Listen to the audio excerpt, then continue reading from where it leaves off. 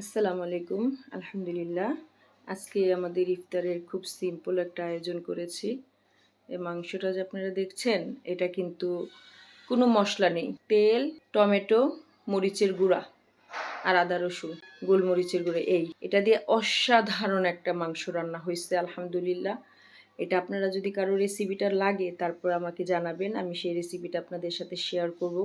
কিভাবে ধনিয়ার গুঁড়া, মরিচ, জিরার গুঁড়া, গরম মশলা ছাড়াও এত মজাদার একটা মাংস রান্না করা যায়। আমার ইফতারির প্রায় আয়োজন শেষ হয়েছে। এখানে স্ট্রবেরি মিল্কশেক করেছি, 4-5টা স্ট্রবেরি দিয়েছি, 1 কাপ গুঁড়ো দুধ দিয়েছি, আধা কাপ চিনি দিয়ে মিল্কশেকটা করেছি। খুবই মজা হয়েছে। আলহামদুলিল্লাহ। আমি সবাইকে একটা কথাই বলবো, দোয়া হচ্ছে ইবাদতের মূল।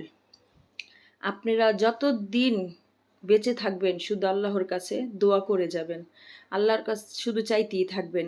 দেখবেন আল্লাহ তাআলা নিরাশ করবেন না কাউকে। আর বিশেষ করে ইফতারি সামনে রেখে আমি সবসময় ইফতারি 10 মিনিট আগে আমি কাজকর্ম শেষ করে বাচ্চা কাচ্চা সবাইকে নিয়ে বসে ইফতার সামনে রেখে দোয়া করি।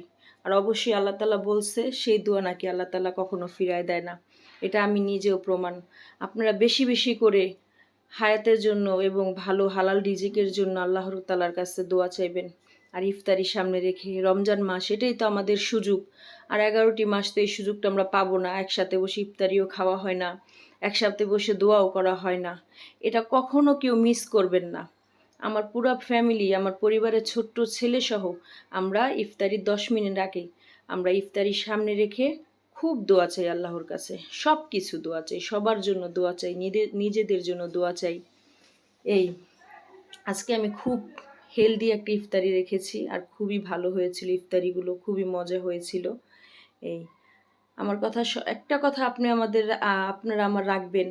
অবশ্যই অবশ্যই ইফতারিতে যাই থাকুক আপনাদের হাতের সামনে, সেটাকে সামনে রেখে মন খুলে আল্লাহ তাআলার কাছে শুকরিয়া আদায় করবেন। এভাবে আল্লাহর কাছে দোয়া করবেন। আল্লাহ তাআলা, আপনি আপনি অবাক হয়ে যাবেন কিভাবে আপনার রিজিকে পরিবর্তন চলে আসবে, কিভাবে আল্লাহ তাআলা আপনাকে নিয়ামত দিয়ে পরিপূর্ণ করে ফেলবে। কখনো হতাশ হবেন না, নিরাশ হবেন না। যদি একটা খেজুরও থাকে বা খেজুর না থাকে, 1 গ্লাস পানি খেয়ে হলে আলহামদুলিল্লাহ বলবেন। তারপরে দেখবেন কিভাবে আপনার সাথে ম্যাজিক হয়। কখনো গলা শুকাবেন না বা কখনো নাশুকর হবেন না আল্লাহ তাআলার। যাই থাকবে হাতের সামনে খাবেন আর আল্লাহ তাআলার শুকরিয়া আদায় করবেন। ইনশাআল্লাহ যদি এইভাবে আমল করতে থাকেন, আল্লাহ তাআলা একদিন নিয়ামত দিয়ে পরিপূর্ণ করে দেবে। এটা আমি প্রমাণ।